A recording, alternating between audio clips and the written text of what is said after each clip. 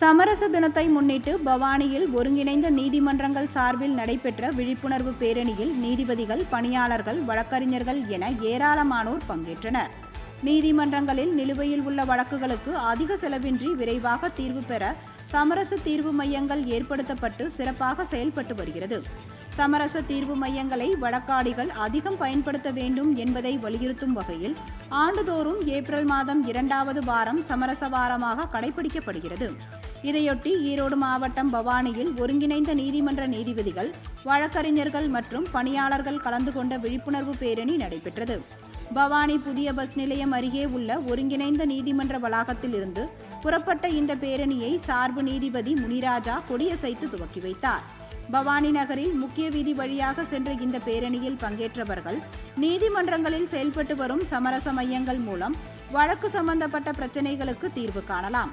மேலும் எதிர்த்தரப்புடன் சம்பந்தப்பட்டவர்கள் நேரடியாக பேச்சுவார்த்தை நடத்தலாம். பயிற்சி பெற்ற சமரசர்கள் சமரச பேச்சுவார்த்தைக்கு ஏதுவாக வழிகாட்டுவார்கள். நீதிமன்றத்தில் உள்ள வழக்கை பொறுத்தவரை இந்த சமரசம் எந்த வகையிலும் பாதிக்காது என்பன உள்ளிட்ட வாசகங்கள் அடங்கிய பதாகைகளை கையில் ஏந்தி பொதுமக்களிடையே விழிப்புணர்வு ஏற்படுத்தினர்.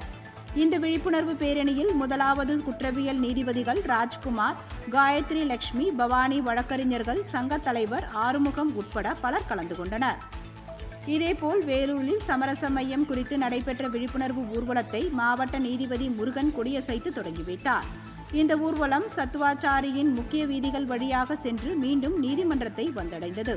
இதனைத் தொடர்ந்து சமரச மையம் குறித்து கருத்தரங்கை தொடங்கி வைத்து பேசிய மாவட்ட நீதிபதி முருகன், சென்னை உயர்நீதிமன்றத்தின் மூலம் சமரசம் மையம் துவங்கப்பட்டு 20 ஆண்டுகள் ஆகிறது எனவும், சமரச மையங்களில் பங்கேற்று பொதுமக்கள் தங்கள் வழக்குகளில் சாதகமான முடிவை எட்டலாம் எனவும் தெரிவித்தார்.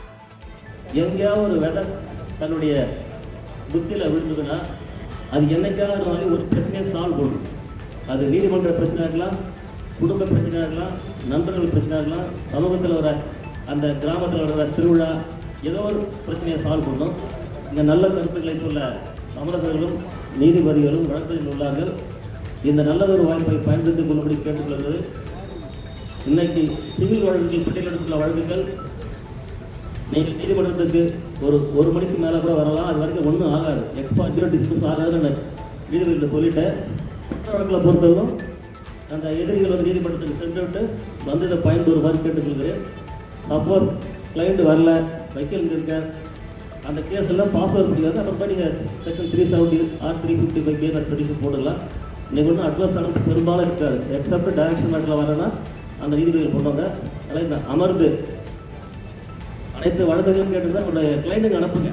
என்கிட்ட ஒரு 1 hour கொடுங்க, நாங்கள் சூசகமாக சொல்லி அனுப்புகிறோம். அவங்களுக்கு கேஸ்லாம் செட்டில்மெண்ட் பண்ணலான்ட்டு அதை அவங்க கேட்டுட்டாவே போதும்.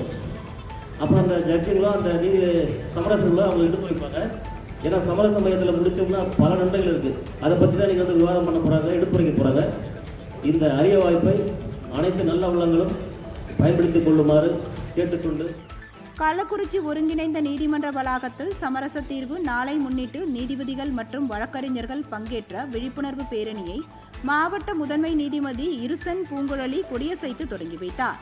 இந்த விழிப்புணர்வு பேரணி நகரின் முக்கிய வீதிகள் வழியாக சென்று சமரச தீர்வு குறித்த பொதுமக்களுக்கு விழிப்புணர்வு ஏற்படுத்தியது.